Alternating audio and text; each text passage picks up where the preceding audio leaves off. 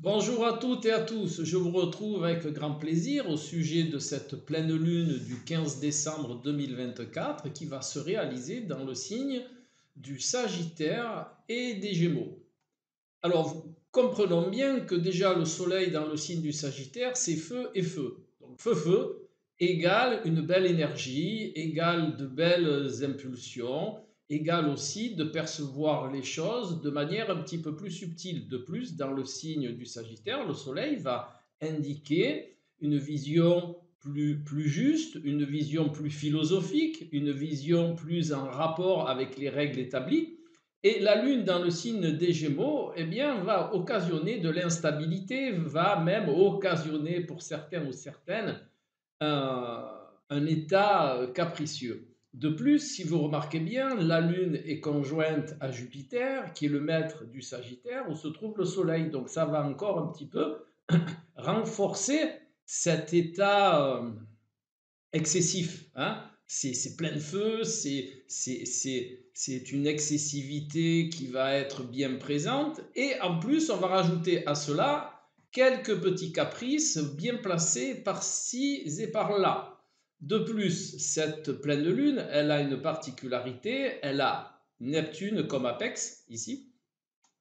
Ce qui va, alors Neptune est dans le signe des poissons, il est bien chez lui, hein, donc ce qui va rendre cette pleine lune forcément inspirante, pleine d'empathie, de compassion, mais attention, la lune et le soleil sont en carré avec Neptune, ce qui pourrait occasionner un manque de discernement. Vous savez, un petit peu la tête dans la vapeur, hein, on ne distingue pas bien les choses. Eh bien, c'est exactement ce que cet Apex va nous proposer.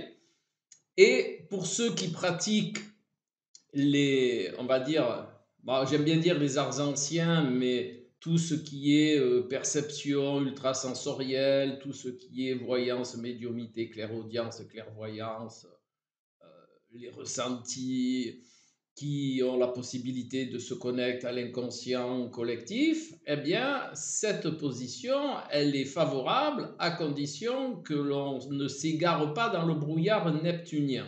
Voilà. Ah, et puis, à chaque fois, j'oublie. Pour rappel, l'école sur le symbolisme est ouverte. Hein, vous pouvez vous y inscrire à tout moment. Vous pouvez prendre les cours à tout moment. Oh, j'ai inclus dans l'école du symbolisme le symbolisme astrologie au regard de l'astrologie médicale. Donc, c'est en place.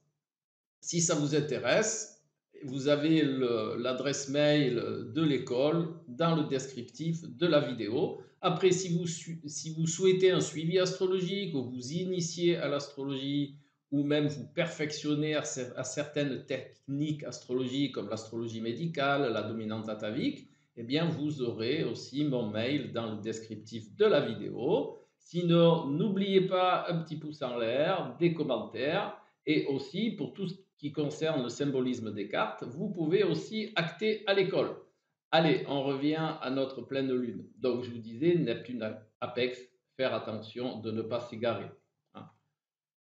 Il n'y a pas que, bien entendu, le soleil, vous regardez, et bien entendu, puisque c'est une pleine lune, eh ben, le soleil est en opposition complémentaire. Maintenant, je vais le dire comme ça. Pour ceux qui le vivent en termes d'opposition, eh ben, c'est ce dont je vous parlais. Hein. Il y aura cette curiosité insatiable, cette instabilité insatiable. On va aller dans tous les sens. Jupiter, bien sûr, va donner un élan intéressant, même si on va dans tous les sens, on va chercher la connaissance un petit peu de partout, mais on va manquer d'approfondissement. Et on va rester parfois, vous savez, on va survoler les choses au lieu d'aller les voir un petit peu en profondeur. Voilà.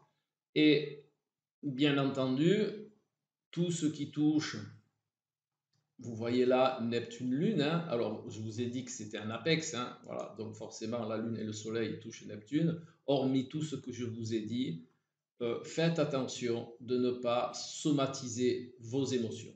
Ça c'est important. Parce qu'on s'en aperçoit pas. Le seul moyen de vous en apercevoir, c'est peut-être un fond de mal-être, c'est peut-être, vous savez, un petit peu de vague à l'âme, de ne pas se sentir tout à fait bien, émotionnellement parlant. Eh bien, ça peut être, bien entendu, le carré Lune-Neptune et ça peut être amplifié par je vais dire, un raisonnement qui vous paraîtra licite en ce qui concerne eh bien, la philosophie, certaines lois que vous percevez.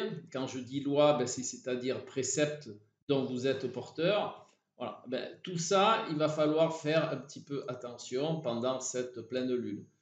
Mais hormis ça, maintenant que vous en avez la connaissance, eh bien, vous pourrez plus facilement le déceler et vous pourrez plus facilement le réguler, le moduler. Vous savez, il y a une perception qui dit cela: riche est celui qui possède la connaissance car il n'aura pas peur. Et pauvre est celui qui sera dans l'ignorance parce que l'ignorance engendre la peur. Voilà. Donc, maintenant que vous avez les connaissances nécessaires, eh bien, vous n'aurez non seulement plus peur, mais en plus, vous pourrez moduler de manière tout à fait adaptée cette pleine lune. Voilà. Hormis le fait qu'il va y avoir aussi, lors de cette pleine lune, je pense,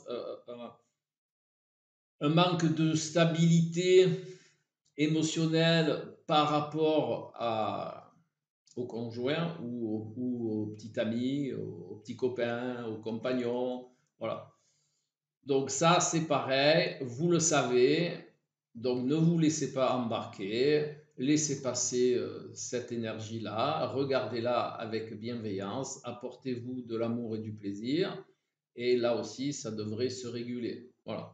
Donc maintenant que vous êtes riche de ces connaissances, je vais associer à cette pleine lune, comme d'habitude, les deux arcanes, un du tarot de Marseille et un de l'Oshozen Tarot, qui, une fois réduction théosophique faite, donne 17.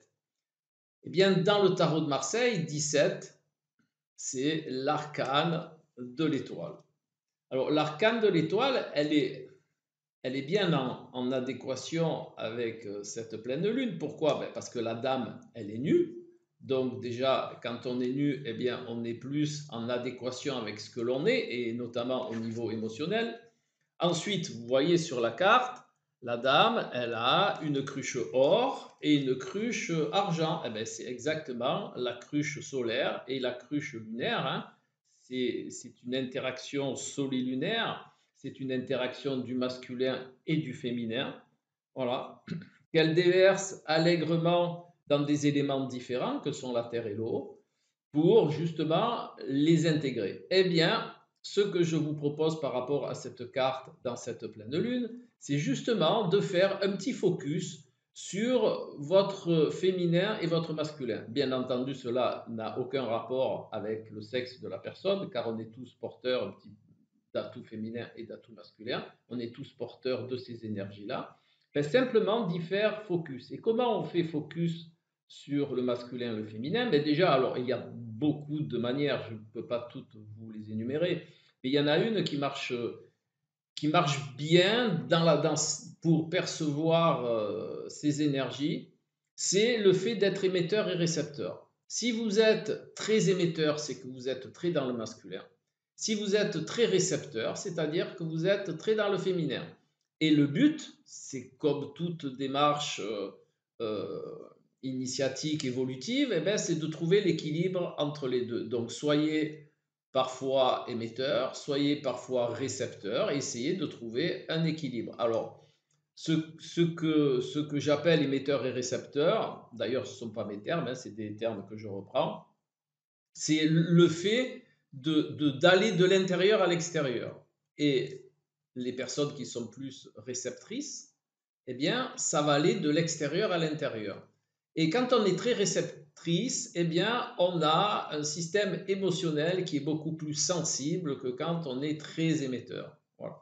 Maintenant, vous pouvez avoir les deux qui sont bien équilibrés et justement être en adéquation entre les deux. Mais quand on est très réceptrice, eh bien, on a un petit peu cette grande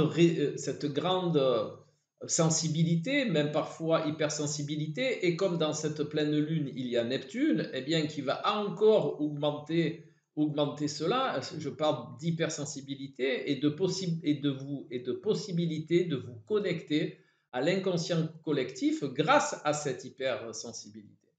Donc voilà ce que va vous proposer cet arcane 17 du tarot de Marseille, avec un petit plus, pour ceux qui écoutent la vidéo, ben vous êtes vraiment bien dans cet arcane-là, parce que c'est aussi l'arcane des initiés. Donc à partir du moment où vous cherchez de la connaissance pour évoluer, pour mieux comprendre les choses, eh bien, vous êtes sous cette carte de l'étoile du tarot de Marseille. Maintenant, voyons un petit peu la carte qui est associée dans l'Oshozen Tarot. Eh bien, la carte qui est associée, c'est cette belle carte-là qui s'appelle le silence et qui est vraiment une carte lunaire. Hein. Vous voyez d'ailleurs, elle est sur la carte. Alors, cette carte-là, qu'est-ce qu'elle va faire? Cette carte, elle va vous proposer de faire un petit peu silence mental, hein, et de regarder à l'intérieur de vous. De regarder notamment, puisqu'elle est tirée dans cette pleine lune, de regarder tout votre potentiel émetteur-récepteur. La carte du silence est plutôt une carte qui va indiquer pour certains, pour certaines, le fait de, là aussi, de rééquilibrer son potentiel émetteur-récepteur. Si vous ressentez quelque chose au regard de cette carte, eh bien, c'est que vous avez besoin, soit de, enfin, je veux le dire simplement, vous avez besoin de modérer votre système de récepteur, c'est-à-dire votre capacité à recevoir les choses de l'extérieur. Hein. Voilà. Donc, ça cadre bien aussi avec cette pleine lune, hein, qui, comme je vous l'ai dit, la lune est dans le signe des Gémeaux, conjointe à Jupiter, qui va, bien entendu, vous donner beaucoup d'élan. Vous allez avoir envie d'aller chercher partout. N'oubliez pas que les Gémeaux est un signe mercurien, donc un signe mental, et que la lune est un astre qui est tourné vers l'émotionnel. Donc vous comprendrez bien qu'il va y avoir une interaction entre le mental et l'émotionnel. Et bien entendu, ce qui est intéressant, c'est que ça va augmenter votre curiosité sur votre fonctionnement émotionnel. Voilà. Hormis ce dont je vous ai parlé de l'instabilité. Voilà, eh bien j'espère que ces informations vont vous être utiles. J'espère que grâce à ces connaissances, vous allez mieux vous positionner lors de cette pleine lune du 15 décembre. Et en attendant de vous retrouver pour une prochaine vidéo, je vous dis à bientôt et bye bye.